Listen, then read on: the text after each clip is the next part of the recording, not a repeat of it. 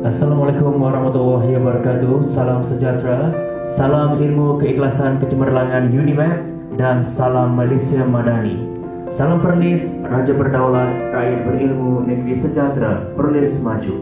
Untuk makluman, program Iqra' Tabung Haji merupakan sebuah inisiatif pembangunan modal insan yang sangat murni, bertujuan menyediakan bantuan keuangan dan keperluan asas kepada pelajar yang sedang melanjutkan pengajian ke peringkat institusi pengajian tinggi. Pada tahun ini, jumlah sumbangan yang diterima meningkat daripada tahun 2023, iaitu sebanyak RM550,000 telah disumbangkan oleh tabung haji kepada pengurus insan. Pada tahun ini, UNIMAP telah memutuskan untuk menagihkan sumbangan zakat yang kita terima ini kepada 1,100 orang pelajar yang berkeperluan.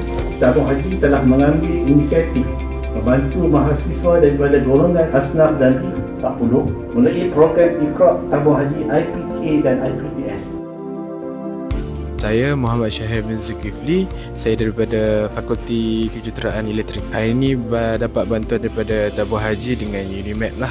Dengan bantuan ni Alhamdulillah dapat mudahkan saya punya makan harian saya, and then barang-barang keperluan untuk saya study. Dengan bantuan ni Alhamdulillah mungkin boleh meringankan sedikit beban saya dari segi makanan ataupun membeli barang-barang keperluan untuk belajar seperti peralatan untuk penambah buku dan alat tulis. Dan saya harap masa depan lagi program-program ni akan selalu ada lah untuk masa depan untuk bantu pelajar-pelajar lain. UNIMAP! UNIMAP! UNIMAP! Tabung Haji! Tabung Haji! Tabung Haji!